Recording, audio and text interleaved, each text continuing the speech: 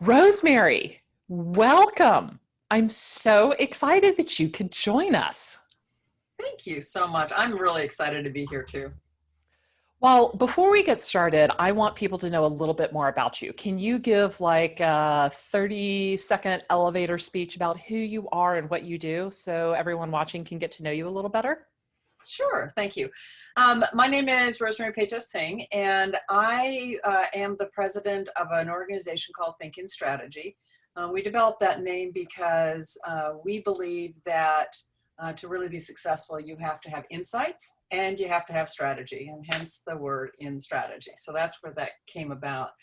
I've been doing this kind of business for about 15 years or so. I've run my own firms as well. So I've been in the CEO seat and I understand what it feels like to, have all the decisions on you all the time and all those other lives out there that are depending on you to, earn the money. And so what I do is I help CEOs be more effective as leaders, to make better decisions, to be able to achieve their dreams in their companies, because so often we get stuck or something happens and we go, what on earth is going on? And my job is to help you get through that fast.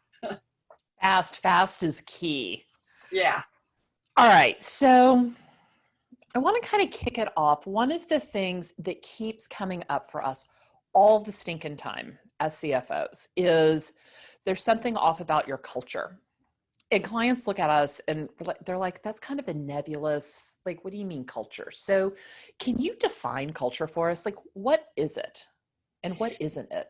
Sure. So culture, a lot of people think of culture like what kind of games do we play and what kind of food do we have in the refrigerator or in the kitchen and all that. And that Yeah, is the beanbag chairs and the foosball table. right. Yeah. All that. Not that. That's not what culture is. And when I talk to business owners about their culture, here's what I say is, you got one, whether you planned it or you didn't plan it, because it is how people think about the organization and how they make decisions. So the culture is designed to either support the CEO's big idea, or if there's a misalignment, it'll just put roadblock after roadblock after roadblock so that you actually can't accomplish it. And you're wondering what the heck is going on. And then you wonder, well, why does everybody keep talking about culture? Because if you don't have it set up right, you can't get anything done. Well, and I think you said something initially, which is so appropriate or right or whatever. Like, if you don't make a conscious decision about your culture, if you don't make that conscious decision every day and with every conversation, the culture you think you have may not be the culture you actually have. And we've gone into so many clients' offices, and they're like, our culture is blah, blah, blah. And you go and you start talking to the employees and you're like, what's your culture? And they're like, we don't have one. I'm like, well, you have one, whether it's cultivated or not. So tell me about how you interact and what happens. And it very often it isn't what the owner thinks. And Right. that's a problem. And what's interesting about that is, here's where you got a problem with your culture. Your profits are down, your productivity is down, you're having problems keeping really good employees, and there's Mhm. lots of drama, lots of complaining going on, and you as a CEO or the CFO are spending all your time with employee issues going, what is going on? Why can't people just get along? It's culture. Yeah. Well, in something that we do is so our core values are really important to us. And we question about core values in our interviews. And we don't say, do you believe in, being a creative problem solver open to change? Yeah. Or do you believe in responsiveness? Because everybody would say yes. Instead, we Correct. talk to them about their email box. Tell me about your email box. Do you have one email address? Do you have multiple email addresses? And by that, we actually get to know people and we find people that are a match for us. And I think that's something that a lot of companies don't think about. They think that they put up core values and then they're done. Yeah. What I do with core values very specifically is, and a good example is I have a client. They belong to a culture called collaboration, and so the first thing I did is I looked at their values and I said, well, are their values demonstrative of collaboration? And they're Mm-hmm. not. They're actually not. And So that's a problem. well, it's a twofold problem. One is you can't use values the way I think an organization wants to use them, which is what you're talking about. Number one is, can we hire through them? Because you want to be able to do Yeah. that. Are Two, these our people before we bring them in? right? Right? I want my tribe. I want my Yeah. people. Yeah. And you want them to have your back. And they can't Mm-hmm. have your back if they're not in agreement with you about how we operate or how we think or how we Yeah. work. And if you are evaluating their performance on something other than the values that you have put out there, then you're just confusing the daylights out of them. Yeah, that's a big disconnect. Yeah. Yeah. And you see it in productivity all day long. That's Yeah. where I see it. This organization I was telling you about, they're collaborative, right? So, of course, the first thing I do is I look at the values. The second thing I look at is, what are you rewarding in your organization, right? Ah, yeah. And how they reward is through a different culture. So here's what goes on. Now, we all understand billable hours. We all get why billable hours are really important. But their whole role is, it's all about the billable hours. But you said you were a collaborative organization, which means that you got to be bringing the customer in and helping them make decisions that may take a little bit longer. You might not be able to bill for every minute of that. And here's what's happened is they have two kinds of performers. They have what they call their top performers, and those are the ones that have all of the utilization bills. Yep. And those workhorses that are doing right? all the billing. Yep. And they're getting all that done, but they're not doing anything to service the customer, to help the organization be better, to do training and development. And we got the other staff that are trying to do both, right? And they're going, why am I not getting valued for this contribution I'm giving to the organization? And why am I getting in trouble when my bill rates are still really high, but they're not at the same level as Joe or Susie over there, when they're not doing any of it? So you can see that now people get disgruntled, they get annoyed, productivity goes down. Yep. Well, and we have a grid, and you and I have talked about our grid where we have core values on the vertical axis and we have productivity on the horizontal axis. But you have a different grid, and you're talking about having a culture of collaboration. And I don't know, you probably can't show a grid right now, but can you talk about it a little bit? So I look at 4 different kinds of cultures. And I think that's the grid that you're talking about. One of them is a collaboration organization. The second is what we call a control organization. The third is a competency organization. And the fourth is what I call a learning organization.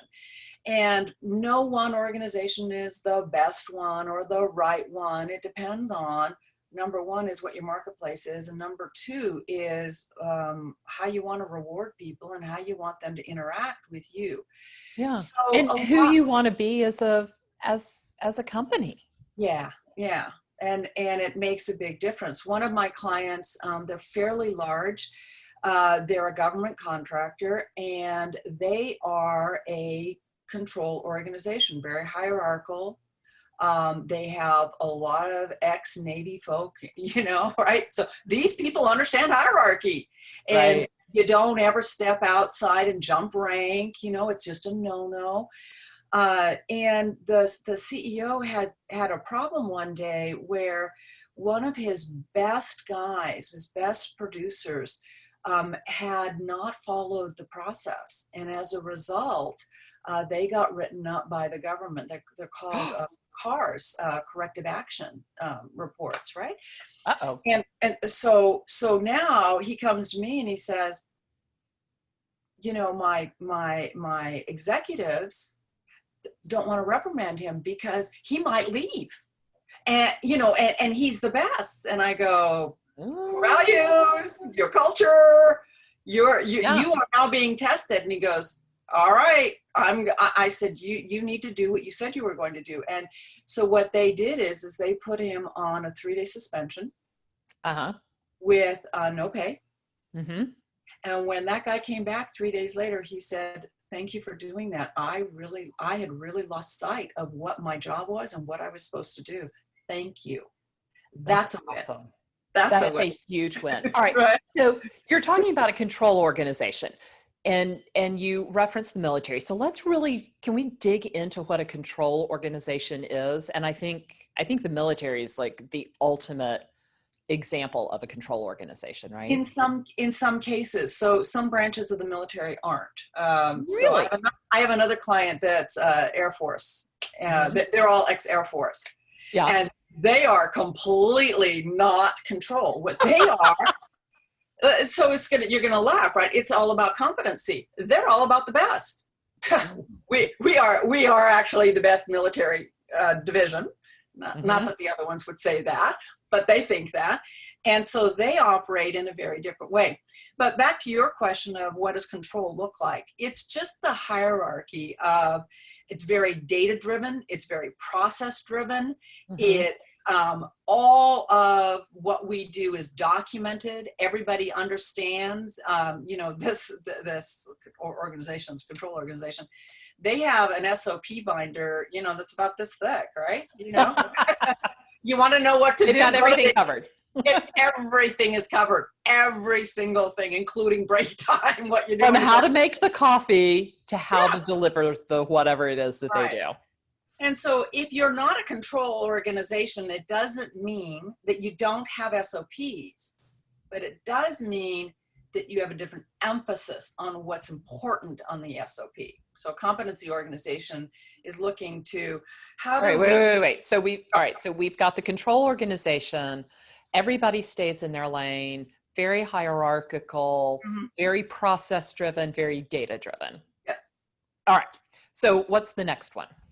So one thing that's really, really interesting, and I'll share that with you, is, by the way, most accountants are control oriented. Do you get that? Shocker.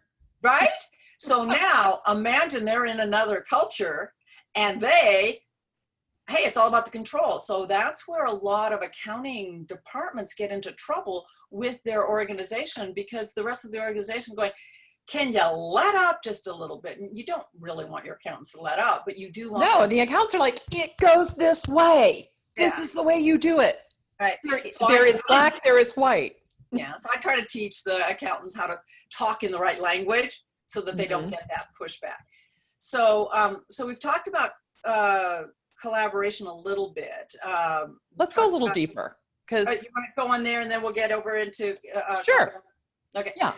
So collaboration, a lot of so that's all about the customer is actually part of the team. That's the whole Mhm. drive of it. And so a lot of organizations say, like attorney firms, maybe even like your firm might say, well, we're all about collaboration, so we must be a collaborative culture.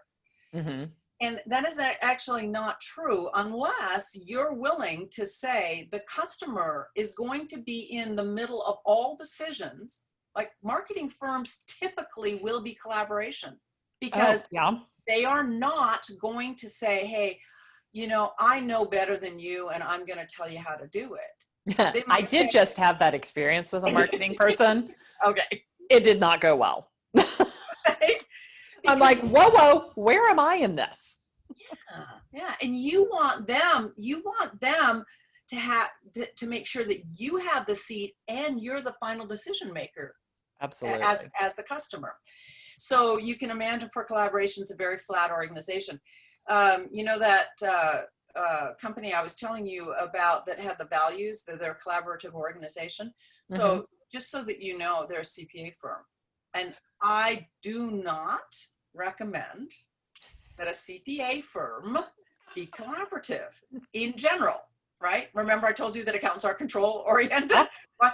So now, or they're competency based. So now we've got this whole thing about collaboration. Now they happen to be tax accountants. And so Okay. the tax law actually is gray. It's very gray. There's a Mm-hmm. lot of options that they can take. So what they do is they bring the customer in and they say, hey, there are 3 different ways you can go. This is very aggressive. You may get into lots of trouble. Do you want to do it? We'll do it. This is medium, mid-road. You could try this one, and this is very conservative. You Very, know, very safe. right? Yeah. So now the customer gets to choose, and then what the CPA firm will do is they'll come back and they'll say, hey, here's how we make sure that you're taken care of appropriately, because we're not interested in you getting audited, because then we get Ah, audited. because then we have to deal with it. Right. We have a client. So since we have started, so we've got a client in common, and since Yeah. our organization has started to get to know yours, the people on our team have learned some stuff. And one of the people on our team came to me and she's like, okay, so we have this client and they are a perfect example of collaboration. And they have given up, they've lowered their billable hour requirements. They've done all these interesting things because everybody in the room together, pitching ideas and talking and doing it, that is where they shine. And that is where, and they are a marketing company, and that is where they're able to really excel in what they do. And they've realized that. And so as their CFOs, we've had to build an organization around that culture that works for them. We didn't know what their culture, I mean, we knew what their culture was. We didn't know it had a name, but you know, it's interesting. Here's the thing that's really important is it doesn't mean you throw billable hours out. Oh gosh, no, they still have billable They hours. still have to do that, but they may approach how they sell to the customer differently.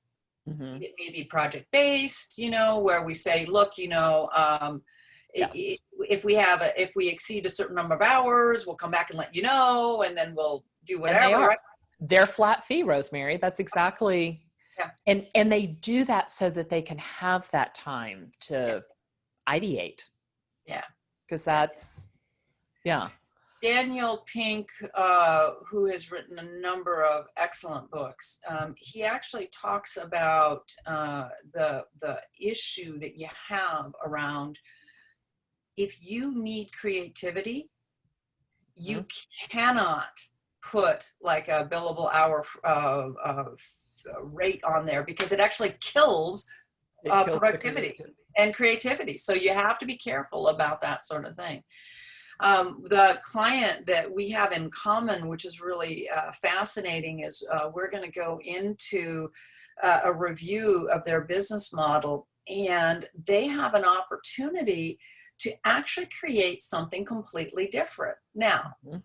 they're an attorney firm, right? Now, most attorney firms will sit under competency, and I'm going to share about competency right now, and then we'll get into this other piece here of how it can be very, very different. So competency is about being the best. It's about you having the tools and the equipment and the access to being your absolute best. And if you and I are in a competency organization, we're going to have what I would call playful competition. Hey, I'm better. No, you're going to say, no, I'm better, right? And Yep. and we're gonna play off of each other, right? Mm-hmm. In that regard. And the other piece of competency has to do with, we have what we call ad hoc teams. The teams shift and move all the time based on the skill sets that we need Mm-hmm. on the team, right? Remember, in collaboration, it's pretty flat. We're going to have, you know, the same Everybody's in there. combination, right? Yeah, everybody's going to be well. But this is, we're going to change up quite a bit. And what ends up happening in the competency role is we love metrics in competency. Test me. Let me see how I'm Yeah. doing compared to Let me not, show. Yeah. yeah, let me shine and let me show up, not just in the organization, but outside the organization too. I want to be acknowledged for my talent and my skills.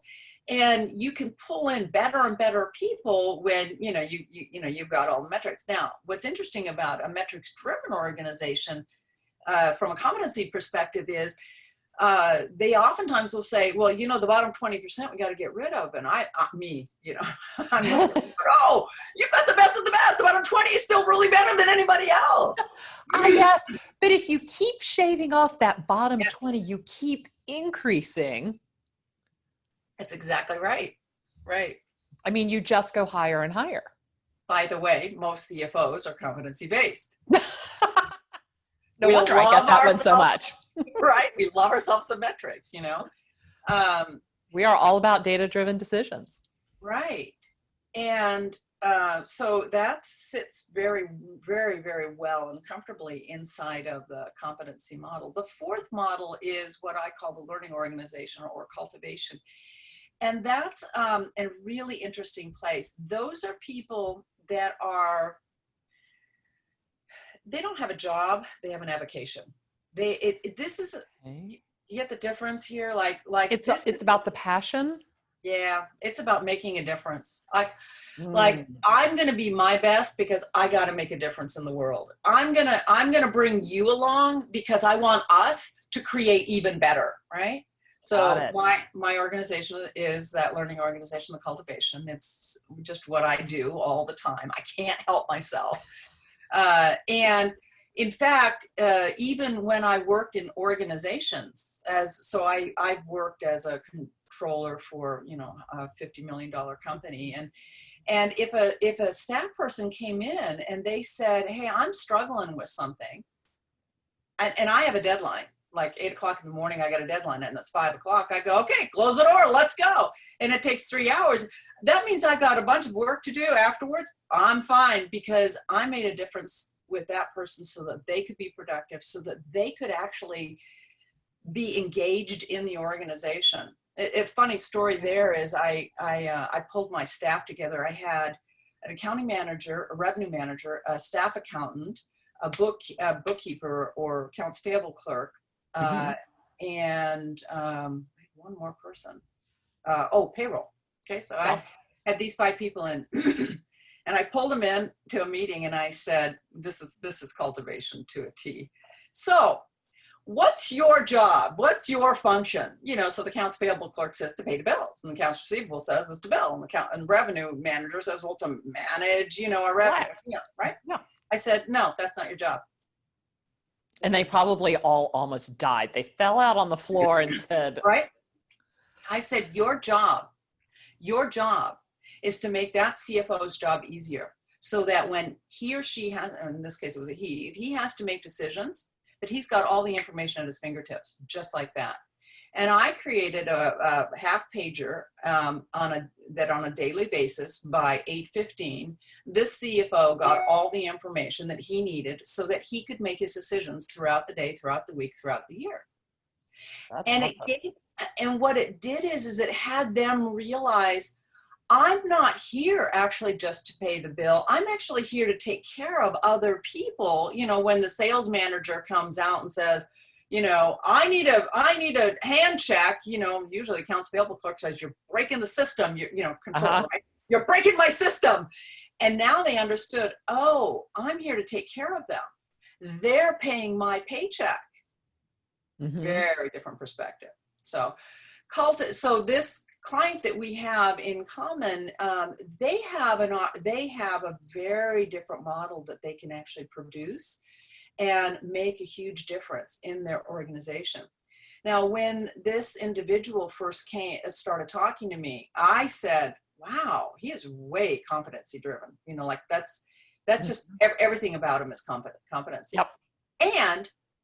And when I tested him, because I have an objective test that I use, he came out cultivation or learning organization. And I said, so how does this work? Right. Well, so I said, CEO, you have a choice. You actually have a choice. Just because you're geared a particular way doesn't mean you have to do that. But you got to understand making the decision. Do you want to be a learning org or do you want to be competency? You're already organized in competency. It'll go easily for you. You know, I'm pushing competency. And he goes, nope, we're going over here. Okay. And it's true because he's such an advocate, you know, and if he takes that to his clients, he's going to make a lot of money being that advocate, right? Mhm. But he has to change his mindset. So now I go out to talk to his staff, you know, not because now I'm wondering You're like, where are they going, sitting, right? yeah, what do they They're think? they're all sitting in cultivation and they're pissed off that this guy's going, I got to give you these competency metrics. They're going, stop it, right? Doesn't mean we don't have metrics. We will have metrics, but we do have to measure other things along with the ones that get us our cash flow, the ones that keep the doors open, right? Right. Got to have those. So, yeah. That's awesome. Thank you. All right. So I love the four different kinds of culture. So when you find your box, Yes. whoops, as I drop stuff. When you find your box, what happens when you find it and you truly live in it? When you get everything aligned, when your core values match your box, match your actions, match what you say, what's the So, result? so the first place that you'll see it, which is crazy, is you're going to see that your staff are going to hold you accountable to all of that. If you step out of line, they're going to go, wait a minute, wait a minute, wait a minute. I thought we had this value of accountability. Can we get back to accountability, right? Whatever that value is, right? Or excellence or authenticity, whatever those are. Which And I have to tell you, my team slaps me down some, and I love it. don't I you? absolutely love it because they're fighting for the organization. And if I've stepped out of line, someone does need to help pull me back in. And I love that our culture empowers them to do that. And you now have people that have your back. You Mhm. now don't have the sole responsibility of making sure the success of the organization will work because everybody's pulling for it. Yeah. That's a huge relief for any CEO. Anybody, and that's so funny to me because people that have never been a CEO, they go, yeah, you know, I want to be the leader and I want to make all the decisions. Do you know the responsibility? Know what It's, that entails? I mean, you're going to be awake most nights trying to make sure your people are okay, and they don't get that part. Because you've got to Uh, put everybody else in front of yourself. yeah, and so the culture makes a huge difference in that regard. The second place where it shows up is in profitability. Your profitability goes up. So what I hear most customers say and clients, they go, I want more revenue. I want more revenue. And I'm over there going, wouldn't you rather have more profit? Because profit's actually money in your pocket. Hmm. You can have more revenue and not have more profitability. Hmm. So Ah, yes, but Rosemary, that's that vanity number. it That is. revenue number, it's just It is. about, I'm a seven-figure business. Exactly. Right. And I go, yeah, but I want to make sure you can pay all your bills and that you have enough left over for you. Right. Well, and I've told people before, so we've had clients in the past that have left us and they've worked with other people and they've been really pushed to grow and they've come back to us and they've said things like this one client, he was pushed to grow to $6 million and he was not making anything. He Oh, was making virtually no money. oh. And he realized, he's like, they were pushing me to grow for growth's sake and it wasn't what I wanted. And he's dropped back to $2 million and he's making a fortune. And I would much rather work with a profitable $2 million company Yeah. than a not profitable $6 million company. You know, Because one of the things, go at ahead. that $2 million profitable level, we're achieving the goals of the owner. And we're also achieving the goals of all the other stakeholders, of the employees, of the employees' families, of the owner's family, of the vendors, of the clients. It's because it's much more aligned. One of the things that I've seen, and this is sort of the marketplace that I like to play in, is the guy that is trying to grow, and they're not as profitable. See, one of the things that happens is that CEOs will say, you know what, I want to stay under 3 million just because it's easier, and it's not. It's actually not easier. It's a lot of work, but being at 6 million in nonprofit or very little profit, that's a fool's errand, because first of all, you've got all the risk and none of the reward. That's And right. you can't have that. So And they had been pushed to grow on that vanity number yeah. and And not to grow based on the profit number. yeah. And I say that if you got that alignment, you get both. You Yeah. know, one of the things that with the people that I work with, I've got two sets of people. I've got the ones that follow the program and get a particular result, and then I've got the other set that argue the program and go, no, right? So, Yeah. and then the ones We that are, call those the yes buts, yeah, because every time you say something, their response is yes, but. yeah. And I think about it this way I'll tell a new client. So the length of time it takes for you to trust me is the length of time you won't see a result. But as soon as you trust me, you will start seeing results.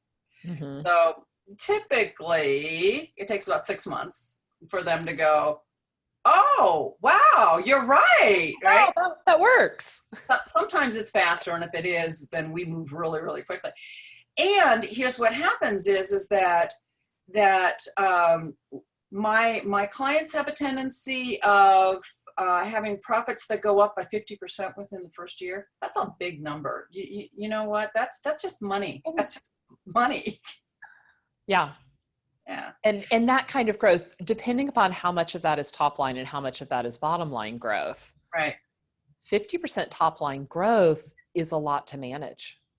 You've got Yeah. a lot of moving parts because it's a different company than it was a year ago. Right.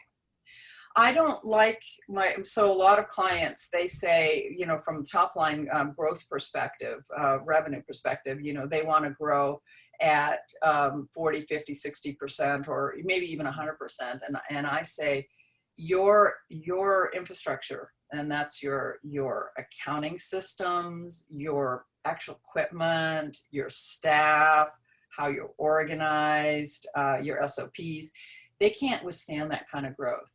But if you can do 30 to 40% growth year over year over year, you will actually do phenomenally well. Like, what you'll be doing is pushing your people just enough that they have to, you know, they feel a little uncomfortable of, oh, They've got okay, to adapt. They've got to yeah, learn. They've got yeah, to keep moving. and stretch. They got to stretch themselves, which Yeah. is awesome.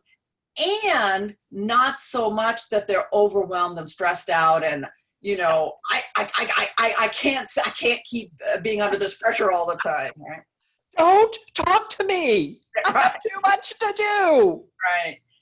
Because The, I'm guessing when you're growing that fast and you have people in your organization that are like that, like, don't talk to me. I can't. I just can't. yeah, That's probably not in alignment with really any of the four types of organizations you've discussed. it isn't. And here's the thing is that if you got people being stretched, people love to be stretched. They Mm-hmm. don't want to be overwhelmed, but they love to be stretched. You know what happens when they're stretched and we've got this alignment? They love their company. Go Simon Sinek talks about that. They love their company. And what they do is they talk about it. Oh, my company, we're doing this, and I get to do this, and I'm learning this. And you know what? Other people start hearing that and they go, I want to work there. And now all of a sudden you are getting people who are the best of the best knocking on your door saying, hey, can I work for you? I want to be a part of this. We had a client that had that. Like, we had a really hard time hiring for a long time. And then at some point it switched and people were contacting her. She's like, there are incredible people calling me. I don't have room for all of them. I have more people that I want to hire than I have space for. And that was an incredible thing. And it was because she did exactly what you said. Like, her team was so excited. They were so all in and they talked about it. Yeah. And it took on a life of its own in a really positive way. And think about the money that they save because they're not Oh, paying, yeah. for fees, for search fees, or, you know, they're not paying for, you know, somebody's unhappy and they leave after 9 months or a year. That's really expensive to That do is that. really expensive. And there's no downtime. There's no, I Yeah. don't have the person to fill this role, so I have to turn away clients until I can fill it. Yeah. Yeah. Yeah.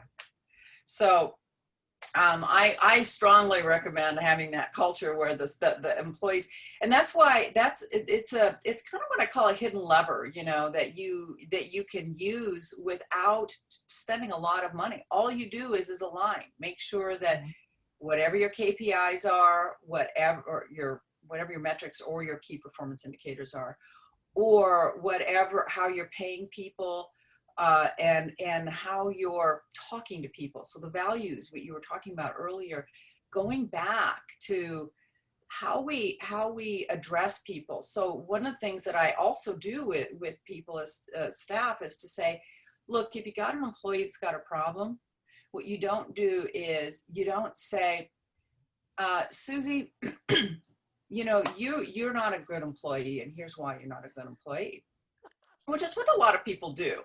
What you say is Susie, you know, that value of excellence that we have, that's being broken, and I want to talk to you about that value. And what that does is it allows the individual to actually look at themselves and say, you know, you're right, I have not been performing to my best, and I need to do something different, as opposed to not having that negative connotation. Right. Well, I mean, the first is, Right.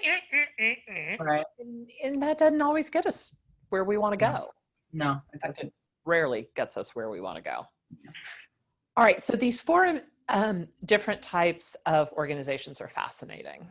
How do you figure out which one you are?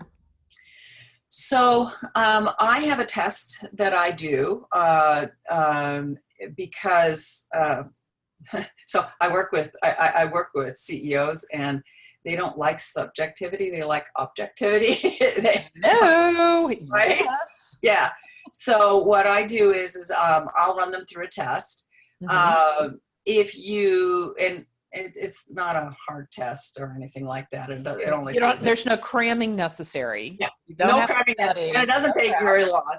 So if you don't have access to me, or you don't want to use that, you can really look at what are the things that are most important to you. So let's say you look at your values, and you look at that and say, all right, based on those values, one of my clients, they were also an attorney firm.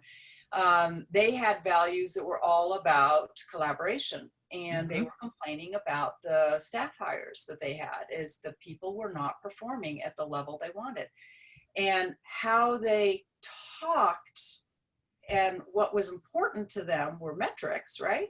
Mm-hmm. They were competency based, and what they were getting in hiring was collaboration based people. And so that competency wasn't going over well. right, so they had to change some of their values to align. So I don't know if that answers the question well enough. Certainly if people want information, I'm happy to provide some of that if you want me to. Well, I was going to say, what if they do want to work with you? What if they do want to talk to you and go through the test? How would they contact you? So they would, I don't have anything to write up here. So it would be rpaetow. We've got it on the screen. So just go ahead. So rpaetow@thinkinstrategycom. Reach out to me, and I'm happy to do a couple of things. One is if you want to take the test, I'll let you take the test, and then you can do that for free if you want. And then after that, if you want me to help you align, I can do that. But I remember I'm over there in that learning organization. I just want people. I want people to be better. And Sure. yeah. All right. Well, Rosemary, let me ask you, when you give this test, do you have to give this test or should you give this test to multiple people in an organization? Because, for instance, our client that we have in common, he was coming out one way, and then when you talk to his team, they said it was a different one. Is that common? So I like to take the entire executive team, Mm-hmm. although I don't have to. So the CEO is the holder of the vision of the organization. They're the holder of the passion and where the organization is going. So Yeah. they can dictate that. It is, however, equally important to understand where your other people are coming from so that you can talk to them to get them aligned where you need to get them aligned. And then make sure that you're hiring correctly. I had just an interesting thing too, is I had a client where there were two partners. The one partner was a learning organization and the other was competency. Mm-hmm. And so we pulled the executive team together with those two partners and said, you guys have to pick because your executive team is confused. Sometimes they're operating this way. Sometimes they're operating this way. Mm-hmm. And as a result, you're not getting the results that you want. And so they agreed, and their company just started taking off in terms of growth, in terms of profitability, again, because they just plateaued. Yeah. People get confused. You know, I want to do well, and I want to help you win, but if mom and dad are saying different things, I don't know who to follow anymore, you know, and in this case, we had a mom and a dad. How often have you seen that in partnerships? We see it all the time. All the time. They go to one person and they get an answer and they don't like it. And just like with mom and dad, they go to somebody else to get a different answer. Our clients do that to us. It cracks me up. They will call their CFO. They'll get an answer. They won't like it. So they'll call me. Yeah. Of course, what answer do I give them? Same one their CFO did. Yeah. Yeah. We communicate a lot in our team, but yeah, if you've got two partners who are in different boxes, their team is going to be confused. I absolutely can see that. Yeah, so it depends on, I would say it depends on the size, right? So if you're a 3 million and under company, the CEO can just take the test and be done with it because they are still hands-on every day involved in. Mm-hmm. But if you are bigger than that, if you're running at about 5, 6, 7 million and you've got a management team, it's far better to engage them. And what I find in those cases is there's usually a split. And if there's a split, we have to make a determination. How do you want to do this? What makes, what's the direction you want? I will recommend to people what I think they should do based on their personalities. But they don't have to. They can, they could take any of them. All right. So let's say you've got 4 people in an organization, 4 people in a management role in an organization, and 3 of them are in one type of company and the 4th one's a different one. Is there a place for that person still in the company? Absolutely. And by the way, I don't recommend firing people. I like to try to figure out how to make them work, because if you hired them and you had them for a while, there's probably a lot of value. And so I look for that. We've got a client where they have so they have their salesperson, it comes from a collaborative culture, and their staff come from a competency culture. So how they deliver product is competency based. You can get that's a little bit of an issue, right? Because will that collaborative person ever be happy? So what we have to do, and he's worked there for quite a bit. What we do is we give him certain words to use when he's talking to prospective clients, so that they know when the staff come out that it's going to look like that. Now he, on the other hand, is going to ensure that the customer service is there, and so we talk then to the staff and say, you got to make sure inside of your metrics that you are ensuring that the customer is satisfied with how you're producing. But if they are doing their job correctly, they naturally will. Mm-hmm. So you can have it be different, and you just have to make sure that people understand how to talk in that organization. And that's what we do, is we teach them how to talk Awesome. sometimes. All right. So we have your email address. Okay. What is your website if they want to go learn more about you guys? So it's www.thinkinstrategycom. There are case studies up there that show the different kinds of companies. There's all sorts of processes. I like to give lots of information. You know what? I'm working There. with a branding company, and they've got a phrase that I love, and it is save your best for first. Yeah. And they are big fans of giving away that value. Just give it away freely. Yeah. So, okay. So, parting thoughts. What do you feel like the important things were from this conversation that you want people to take away? So the key takeaways that I want is that it doesn't matter what your size is, and it doesn't matter how much money you have. Invest in culture. It's not expensive to do. You just have to be consistent. If you don't know how to be consistent, call me. I'll help you figure that out. It doesn't have to be expensive, that piece of it at all. And the second is that if you're not sure whether you're aligned or not, go talk to your staff. They'll let you know. They'll let you know just like that. And you'll go, okay, I need to do something. It will actually make a big difference from a sleeping at night perspective, from a money perspective, cash flow perspective, from a feeling good about happiness yourself. And engagement perspective. Yeah, feeling, your staff and you. And by the way, the people that are at home will like you better too. I'm just telling you, they will love you more. Yeah, if mom ain't happy, ain't nobody happy. Right? Same goes for dad. Yep. Yeah. And the bottom line is that you really want to create an environment that people love their jobs. Not that they like their jobs, they love their jobs. And if you can get that, culture will give that to you. If you can get there, you will have so much more fun in your job and so much more money.